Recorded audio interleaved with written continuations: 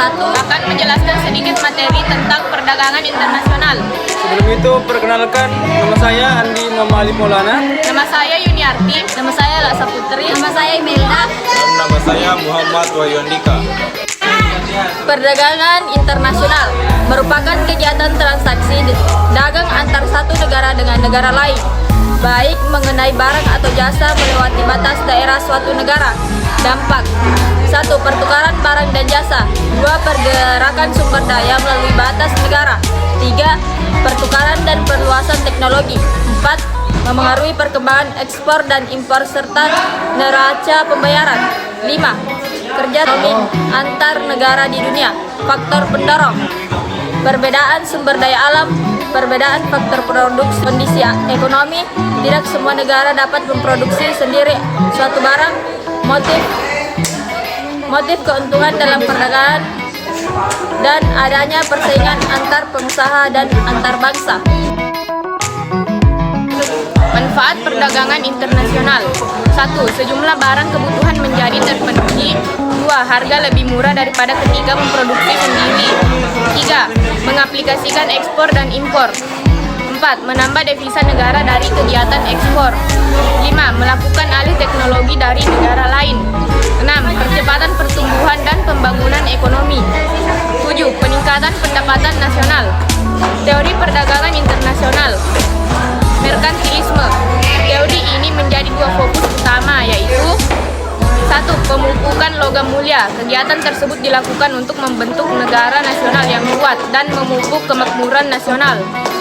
2. Setiap politik perdagangan yang dilakukan bertujuan untuk menunjang kelebihan ekspor di atas impor. Kegiatan ini bernama proteksionisme, yaitu menekan impor dan meningkatkan ekspor. Teori keunggulan mutlak atau absolut oleh Adam Smith. Ide dari terbentuknya teori ini berasal dari Division of Labor atau pembagian kerja, yakni konsep ekonomi yang menyatakan bahwa membagi proses produksi ke dalam tahapan yang berbeda yang memungkinkan pekerja fokus pada tugas-tugas tertentu. Spesialisasi internasional dan efisiensi produksi suatu negara mengkhususkan produksi barang yang memiliki keuntungan. Teori keunggulan komparatif dan David Ricardo. Teori ini merupakan kritik terhadap teori keunggulan mutlak, yaitu karena timbul pertanyaan bagaimana jika suatu negara lebih unggul terhadap kedua macam produk yang dihasilkan dengan biaya negara kerja yang lebih murah jika dibandingkan dengan biaya tenaga kerja di negara lain. Teori Stuart Mill. Teori permintaan timbal balik. Teori ini menjelaskan keseimbangan permintaan dan penawaran untuk menentukan besaran barang yang diekspor dan diimpor. Menurutnya, suatu negara akan memperoleh manfaat jika jam kerja untuk membuat seluruh barang ekspor itu lebih kecil daripada seluruh barang impor diproduksi sendiri. Kebijakan perdagangan internasional. Politik proteksi. Tujuan umum terciptanya politik proteksi adalah untuk melindungi industri dalam negeri yang tumbuh dari persaingan barang impor.